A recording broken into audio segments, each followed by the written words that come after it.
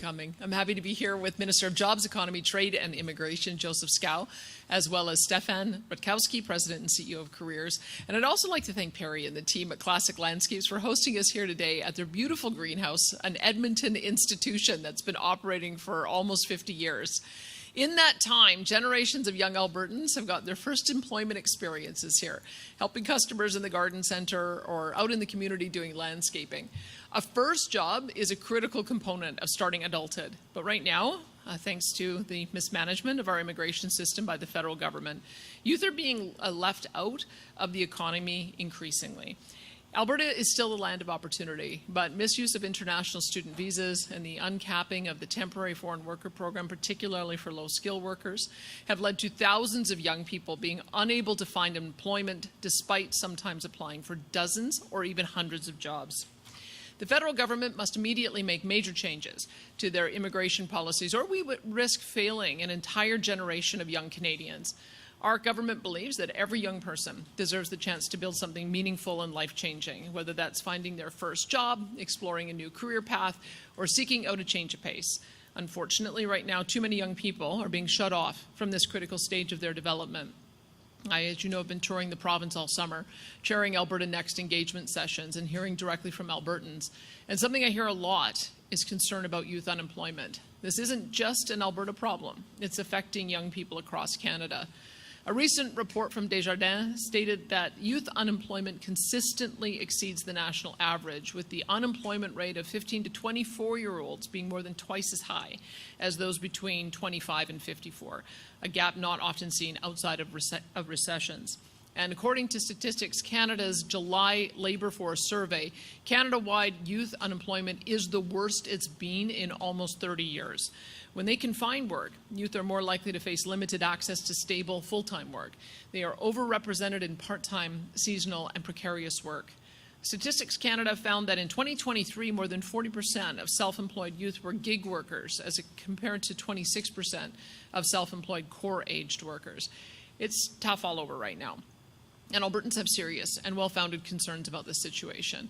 When they see the young people in their lives apply for hundreds of jobs and hear nothing back, when they see their loved ones cycle through an endless loop of hope, rejection, and disappointment, that's a major issue. We know that unemployment early in a career can have lasting effects, and our government is taking it seriously. The years between age 15 and 24 are so important. It's when a person builds the foundation for their life. Is when they develop their worldview. We want young people to see the world is full of possibility. We want them to see a future for themselves. That's why I'm happy to announce today that we're investing $8 million to create the Alberta Youth Employment Incentive. This new incentive will offset the training and hiring costs of Albertans between the ages of 15 and 24, giving employers some financial stability and giving Alberta youth that all-important work experience. We're offering this incentive in partnership with Careers, a long-standing nonprofit that helps young Albertans explore their career options. This incentive will enable 1,000 employers to hire around 2,500 young workers, and we think that'll go a long way towards addressing this challenge in our province. There is a combination of factors at play here that includes high population growth and uncertainty for the future. Our hope is that the Alberta Youth Employment Incentive will give kids that chance and is a step towards addressing youth unemployment in Alberta. There are employers that want to hire young people, that want to give someone that first job and let them start their careers. To the Alberta employers out there, I strongly encourage you to take us up on this incentive and to take a chance on the young people in our province. This is the next generation of Albertans we're talking about. I think most working Albertans will have vivid memories of the jobs they worked early in their lives. For many, it was flipping burgers or serving coffee, working at a summer camp, selling popcorn and movie tickets, working at a grocery store or retail, or cleaning up the grounds at Callaway Park or K-Days or the Calgary Stampede. Whatever it was, those jobs gave us valuable experience. They gave us a taste of real responsibility and being accountable to a team. They gave us confidence. And most importantly, they paved the way for every job we've gotten since then. That hard-earned experience set us up for more responsibility, gave us a wider set of skills, and opened doors in whatever career direction we've chosen for ourselves. Nothing builds self-worth quite like taking on a challenge and succeeding and then building on that success. And the jobs we work when we're young are great for that. This is your future workforce, the future of your companies, and your legacy. Taking the chance now to invest in that future will come back to you many times over as we build a strong economic foundation in our province for the years and decades ahead. We want to help you now because a bet on Alberta's young people is always going to be a sure thing. And with that, I'd like to invite Minister Joseph Schow to share a little bit more of the details.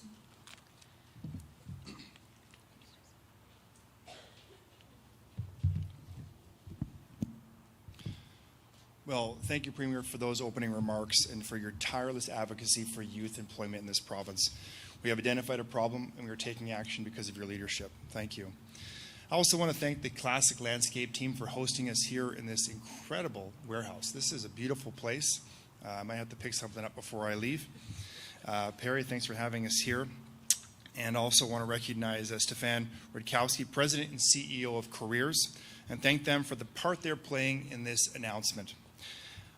I often think back to the jobs that I had as a youth and a young adult growing up.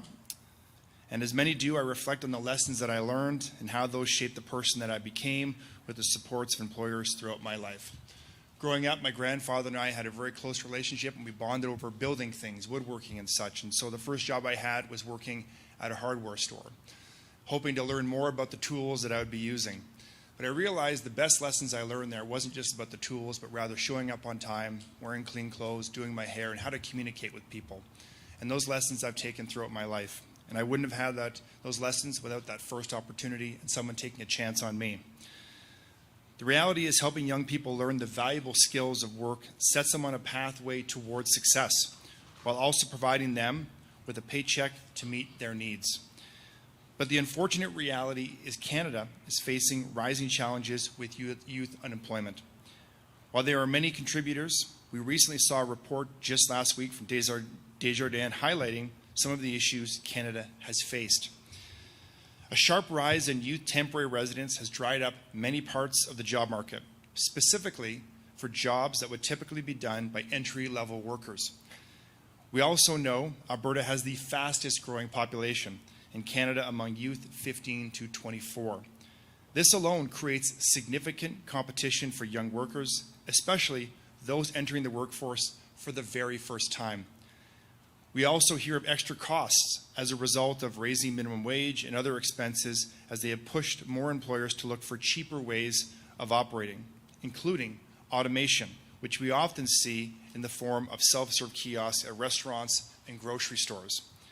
The fact is, young Albertans deserve an opportunity to prove themselves in the workforce and start on their path towards a successful career.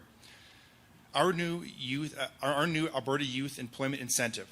We're excited to be kickstarting job opportunities for young people who call our province home. An investment of $8 million will help businesses have the confidence they need to bring more youth onto their team. With this incentive, employers will have the opportunity to receive funding from our government, helping offset the cost of hiring and training youth between the ages of 15 and 24. Beginning in October of this year, employers will be eligible for one of two incentive amounts: $4,000 if they hire one or two young workers for a combined total of at least 400 hours, or $7,500 if they hire 3 to 5 young workers for a combined total of at least 750 hours. It is expected that the funds will help approximately 1,000 businesses hire 2,500 youth across the province. With an expected launch of October of this year, employers will be able to apply for funding through Careers, and you'll hear more from them in just a moment. Their experience and oversight of this program will help ensure payment can be made timely and employers have the support they need to answer the questions that they may have. On top of this, we want youth to be recognized for their hard work and demonstration of valuable skills in the workplace. That is why we are developing a digital badge for youth who have worked a minimum of 200 hours and passed a skills-verified employer assessment. This is something that can help employers build trust in younger workers, as it can be highlighted on resumes and online profiles such as LinkedIn, giving employers a quick reference to know that this youth has already shown valuable characteristics in their ability to work. We look forward to sharing more details on this program further down the road. Now, the Alberta Youth Employment Incentive is by far the clearest action any government in Canada has taken to address youth unemployment, an issue that affects every major jurisdiction. This is one more major step we are taking as part of Alberta's job strategy, which I announced just last week. And we look forward to seeing the positive effects it has on the lives of young Albertans throughout the entire province. Thank you very much, and I'll now introduce Stefan Rutkowski, President and CEO of Careers, to deliver some remarks.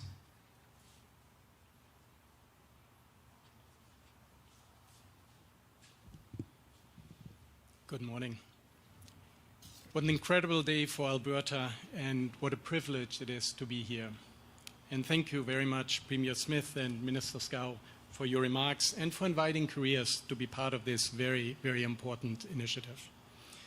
I'd also like to briefly just recognize our board chair, Jim Cato, is here joining us today. He has been instrumental in setting up the organization. He was one of the founding partners, and it shows that this close collaboration between the organization and the government has led us to where we are today. For those who may not be familiar with Careers, we are a non-profit organization that has been working with Alberta schools, industry, and the Alberta government for close to 30 years, providing over 45,000 paid internships for youth across the province. Over these 3 decades, we have worked with over 11,000 employers. So we are very well aware of the challenges that industry has, and we are well aware of the opportunities that this initiative, that this incentive provides to employers across the province. What we see every day through our partnerships with industry is truly inspiring. Business aren't just preparing the next generation of leaders. They're gaining immediate benefits from the innovation, creativity, fresh perspectives, the technical skills, and the innovation that youth brings to the workforce. In fact, last year, a survey showed of our employers that over 92% felt that there was a great benefit of hiring youth into their organization. And these aren't just numbers. They represent real young Albertans taking their first step in the work, and both the Premier and Minister Schow commented on this. And they provide employers discovering their next workforce and real talent. And this initiative will help us even further expand the benefits to a broader group of industry and businesses across the province. For employers who already recognize the value of hiring youth, this provides additional support. And for those who need assistance in recruiting and may have not so far employed youth, this is an opportunity, and we are here to help. It's what we've been doing for over 3 decades, or close to 3 decades. But this investment goes far beyond supporting businesses. It's about Alberta's young people, many of whom are struggling to find that crucial first opportunity. These youth represent Alberta's future workforce, and it's essential that they find employment to gain confidence, build valuable experience in their early careers, and get their first start. This investment will help them do this and build the foundation for their long-term careers. And lastly, I believe this initiative represents what we do best in Alberta, solving problems. By bringing together government, industry, and our future workforce, we create real opportunities. It's a win for employers, for our youth, and most importantly, for Alberta's future. Thank you, and I would like to invite Perry Stoddart for some comments. Well, I just wanted to say thank you to everybody. It's a great opportunity for us to participate and host everyone here today, and Premier Smith, of course, and Minister Schow. It's great to have you. And you know, it's interesting for me because I have sort of an insider perspective on the power of opportunity. And I know as a youngster, I was 19 when I started here at Classic, and I was on the end of a shovel on one of our landscape crews doing commercial and residential landscaping. And I've built a career and a life from that. And as I was preparing for this and reflecting on the literally hundreds and hundreds of youth and young adults that we've had work with us over the years, you know, I was reminded even of one young woman who worked here as a teenager. And she went on to law school and actually got her first job because on her resume it said she knew how to drive a Bobcat skid steer loader. And it was something, a skill that she had learned with us, loading customers, and it was something that set her apart and was unique and made her seem special to that firm that gave her that opportunity. And we never know where these opportunities are going to lead, so it's exciting to see this initiative and how this program is going to roll out and really benefit young Albertans. So I'm excited. And thank you again for being with us today. Thank you. We'll now enter the media Q&A portion for our event. We'll be taking one question, one follow-up. For the media, please state your name and outlet before asking your question. We're going to start off with a question from the phones, then we'll come to our mic in the room here. Operator, could you put through our first caller, please? We have a question from Chris Varco from the Calgary Herald. Your line is open. Hi, this is a question for the Premier, and it's off topic. Premier, you had your meeting yesterday with the Prime Minister Carney. What assurances did you get from the Prime Minister that an oil pipeline is going to make the major projects list? There are reports that it's not going to be on there. And I guess, what's your reaction to the fact that it does not appear to have made the first cut?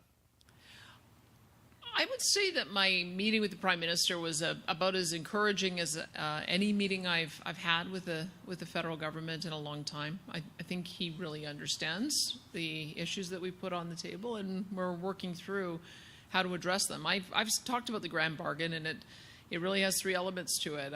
I want to see, of course, a pipeline to the BC coast, the Pathways project, and also some of the bad laws that are impacting the investment climate. And so it's taking us a little bit of time to work through that, but we're making great progress. I understand that the Prime Minister is looking for a next tranche of major projects to be announced by Grey Cup, and I'm really hopeful that by then we'll be able to have something to share.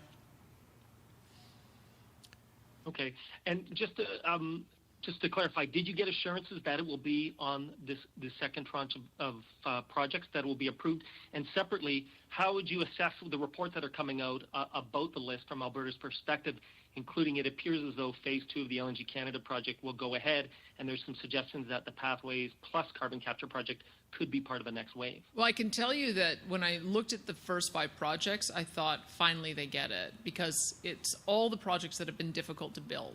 It's mining projects, it's LNG Canada, and I think that demonstrates a real shift in the focus of this government. I've seen that the Prime Minister has talked about supporting both conventional and new energy, and I think we're seeing that with some of these early announcements.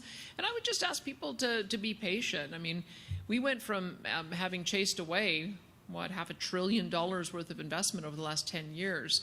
You can't turn that around immediately. And so to have 5 major projects this quickly, with the promise that through the Major Projects Office, located in Calgary, with led by Don Farrell, who does actually have some experience in building a bitumen pipeline to the West Coast, I think people should be encouraged that they've got the right person who's assessing those projects, and that they're heading off in a good direction. We have a little bit more work to do to address the overall investment climate, and that's what we're going to be working on. Thanks, Chris. We're going to come to our mic in the room now. Go ahead first with the mic. Hi, Premier. Sean Amato with City News. The leader of the Alberta Republicans says you're delusional on this, that you're backing down to Mark Carney. So was any part of you tempted to get mad, to threaten separation? Because no doubt some Conservatives in Alberta are feeling that way today. I understand why people feel like the rug has been pulled out from them several times before. I happen to believe that negotiation and discussion is the best way to be able to get to common understanding. And I found more common ground with the Prime Minister when I met with him yesterday than I have with any meeting with a Prime Minister. So I'm going to continue to work through to get our issues addressed, hopefully well before the end of the year, hopefully in time for that next tranche of announcements at the Grey Cup. But I would just encourage Albertans to not lose faith in the process. Let's work together on it, because I think we're all stronger together if we can get to a point where Alberta is supported. It helps us and it helps the country. The PQ leader is in Calgary today talking about separation and how that's worked in his province versus how that may work in Alberta. What do you make of his presence here, of his message here? in Alberta today? Well, as you know, my very first bill was about Alberta's sovereignty within a united Canada. That's what I've been fighting for the last 3 years, and slowly but surely working our way through some of the issues that have caused tension between Canada and Alberta. And what I've been pleased to see is that the issues that we're irritated by are irritations to every other province as well. Is why I think you've seen some unprecedented cooperation at the Premier's table. And I think it's culminated in this first batch of major projects being announced. And so I'm going to keep on working with my colleagues to make sure that we get the right balance. Confederation, we are one of the most decentralized federations in the entire world. And the problem has been federal overreach. And I'm beginning to see that they understand that. The other provinces are pushing back too, and that's how I think the best path forward is. Go ahead. Vakia Baker with the Canadian Press. I was wondering if you can share any more details about Charlie Kirk today, if there's anything else you'd like to share, any anecdotes that you have. Have you ever met him? What did you talk about? What kind of impact did he have on you? No, I never met him. I have colleagues in the legislature who have, but it was an assassination for somebody who didn't like his political ideas. And it should be roundly and completely condemned by everyone across the political spectrum. It's horrifying, and that shouldn't happen for somebody who has a difference of opinion. We should be able to have differences of opinion, talk it out. Sometimes it gets passionate, I understand that, but there's no excuse to what happened yesterday. It's an absolute tragedy for him and for his family, for his 2 young children. Did you have a follow-up? Not a follow-up on that, but ATA obviously announces October 6th strike deadline.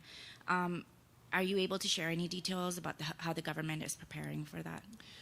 We are hoping to come to a negotiated settlement at the bargaining table. We have put a very fair wage offer on the table, 3% per year for the next 4 years. We have about half of our bargaining units who have agreed to a similar structure. And we know that with the tight budget that we have, any additional dollars for salaries ends up taking away from our ability to hire more teachers. The union asked for us to pledge to hire 1,000 new teachers a year for the next 3 years. We did, and they broke off talks. So I'm hopeful that we'll be able to have some constructive conversations over the next few weeks and be able to avoid a strike. But we stand committed to a fair wage settlement, to hiring new teachers, and we also have a parallel process to hire more education assistants. We've got $1 billion dedicated to that as well, to address the issues of complexity in the classroom. We know that those are the issues that teachers are telling us they'd like us to address, and that's where we're prepared to do some more work and do some more investment. And I hope we can come to an agreement, because it would be very, very disruptive to kids, their education, and their families if the teachers walked out on October 6th. Thanks. Yesterday, the ATA president talked a little bit about the conditions in schools. He talked about there are some classrooms that are dealing with, like, teachers are dealing with unprecedented classroom sizes. Some students are learning in hallways. He said boot rooms and libraries. Are you aware of these conditions, and what is your reaction to them? Well, it's why we launched an $8.6 billion program to build new schools. You have to have more spaces, and I'd encourage you to talk to the school boards, because they have really met us where we needed them to be, accelerating projects and working closely with their municipal councils to get those approved. So we're very happy that we've been able to accelerate that. But the issue around complexity is hiring more people. We have to hire more teachers, and we have to hire more education assistants. And that's why we have, I think, a fair wage settlement a proposal on the table. But we also have to make sure that we're not sacrificing our ability to hire more people by having a wage settlement that's out of line with what we've offered to our other public sector unions. So that's has been our message from the beginning. Yes, let's work together on figuring out the right number of new teachers and new education assistants to hire. But we think our wage settlement, or our wage offer, is very fair. Catherine Grukowski, All Alberta. I have a couple questions on behalf of a colleague. You talked about opening an office in Dubai and about DP World potentially opening an inland port near Edmonton. Can you expand on that and give a sense of if DP is feeling hesitant given the current global market? Well, we've been. I mean, I don't know if you want. Have you talked to DP World in your new role? Do you want to talk a little bit about some of their aspirations? Yeah. Well, if you're talking about the conference I was at this morning, they were asking me where I see the opportunity.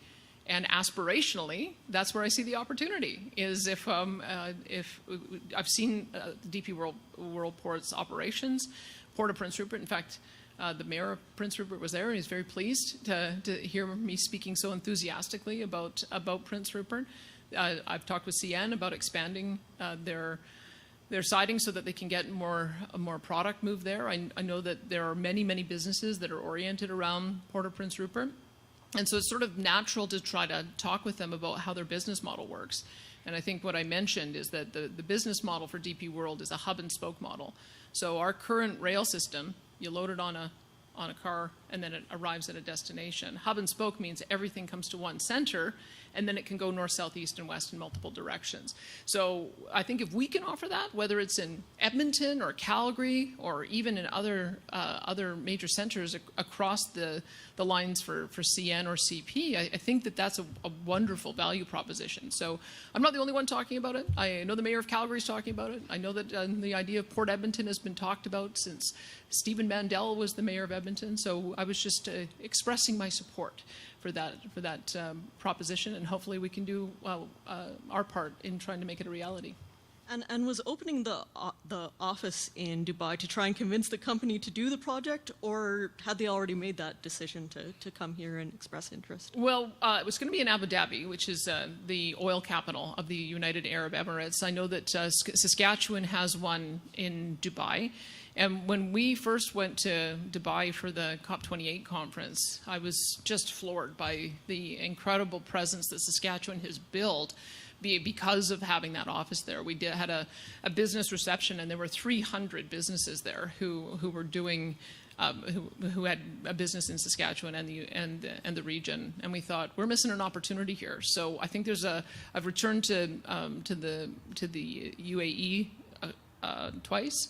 I'll be going or one more time. I'll be going again for the ADIPEC conference, and that's just how you continue to build trade ties. What I like particularly about what the UAE has done is not only do they have about a comparable amount of oil production each year, they have a sovereign wealth fund which has and several that have invested in Alberta, and as well the model that they have allows them to have access for the transport of goods all the way through the Middle East, through India and Africa. So that's a pretty good partner to have and a pretty good opening of world markets. And that's what this is all about. We've been talking about this now since the elections in the United States. How do we open new markets and have new opportunities? And that to me seems to be the very best opportunity for us.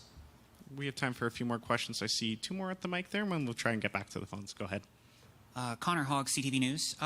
Earlier over the weekend, you were mentioning that you were looking for real movement on the 9 federal policies that you said had pummeled Alberta's economy and oil and gas industry. I was wondering if, in your meeting with the Prime Minister, if you saw that movement. Yes. We're making great progress on addressing each of those issues. Everybody is looking towards trying to find as I said, I call it a grand bargain, how we can improve the investment climate and get some of these projects built. And so we're moving in that direction, and we hope to be able to work. I've got a couple of areas where we might have a little bit of a different perspective that we're working through, but I've got some senior people at the table having those conversations, and as does he. We're both very committed, I think, to coming to a common understanding so that we can get these projects built. And you had also previously listed several requests that you wanted of the federal government and timelines for when you wanted those met. Do you still believe that that they will be met? Before the end of the year, I do. I mean, if all continues to go as well as our recent meetings, I would expect that well before the end of the year, yes, that we would have something to announce. Thanks. Yeah. Emily Williams, CBC Edmonton. You mentioned the Alberta Industrial Heartland Conference that you were at this morning. It's also been said that the Prime Minister would like to see some private investment for a pipeline to go forward.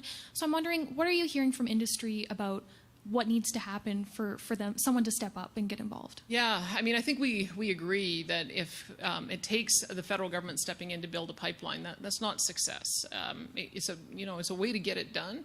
But success is having enough confidence in the private sector that they step forward to build it, because they can do it more efficiently, they can do it faster, and they have the relationships not only with the producers but also at the end with the market. So you do want a private proponent to advance these, but there's no point in building a pipeline if you don't have investor confidence to increase production. The way pipelines get built, it's a bit unique.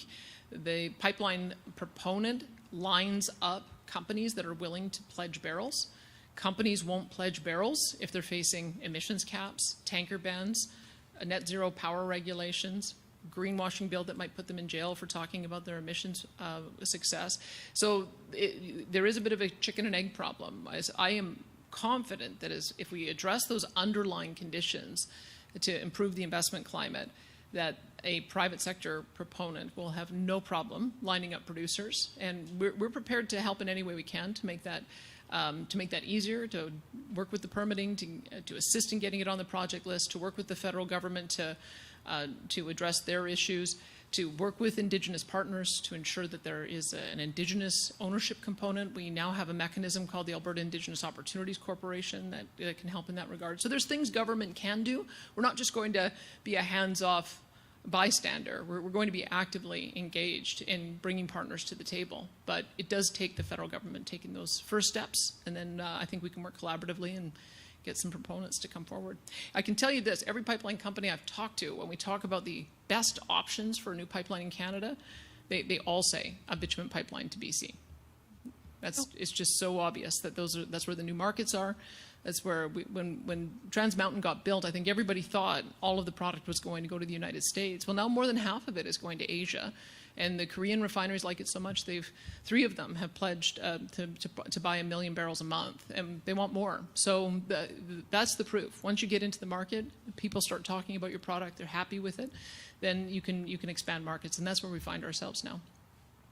And as a follow-up, I suppose when you're at these industry events and talking about these things that you would like to see the federal government change, how are people interested? Do you have any industry partners who have expressed any interest? I would say that everybody is really hopeful. That we went through 10 really bad years of having policy that undermined investor confidence, caused projects to be canceled, caused investment dollars to flee to the United States, not just in the tens of billions, in the hundreds of billions. And so I can understand why the industry is skeptical, but that's our job as politicians, is to work out the arrangements so that they can have confidence to invest again. And so the proof will be if Prime Minister Carney and I are able to address those issues to the satisfaction of industry, and I think we're well on our way. And we just have time for one more question. We'll come to our mic here. I just wanted to ask about the municipal election here in Edmonton. We're hearing a lot from mayoral candidates about concerns with the relationship with the province. I'm wondering, right now, what do you make of the state of your relationship with City Council? Oh, I've got a call later today with Mayor Amarjeet Sohi. Now, I know he's not running again, but I feel like we've actually been able to work together very well. We've done some major initiatives in Edmonton. It started with the commitment with the Edmonton Police Service to work with us on clearing encampments and setting up a new navigation center. We also have had success in building out new, and again, the mayor was very strong on this, new 24-hour overnight shelters. So we had more shelter space during the winter, where we followed the lead of the Edmonton business community in partnering with the city on their plan to build more housing and densification in downtown, as well as on the old expo site, as well as building this new events complex. So when I look back at my relationship, I think it's been very positive. The mayor also, he's a strong advocate. Well, and to be clear, this mayor didn't say anything. It's mayoral candidates that were just kind of saying there needs to be a better relationship with the province. So moving forward with a new mayor, I expect whoever wins will have the same positive relationship as we've had. I think that it is the job of a mayor to advocate on behalf of their interests. Mayor Sohi and I haven't always agreed on everything, but I can tell you he's been a very effective advocate, and he's moved the dial on a lot of important issues. So I would hope that we'd have a similarly constructive relationship with whoever wins. Thank you. That's all the time we have for questions today. Thank you, everyone, for joining us.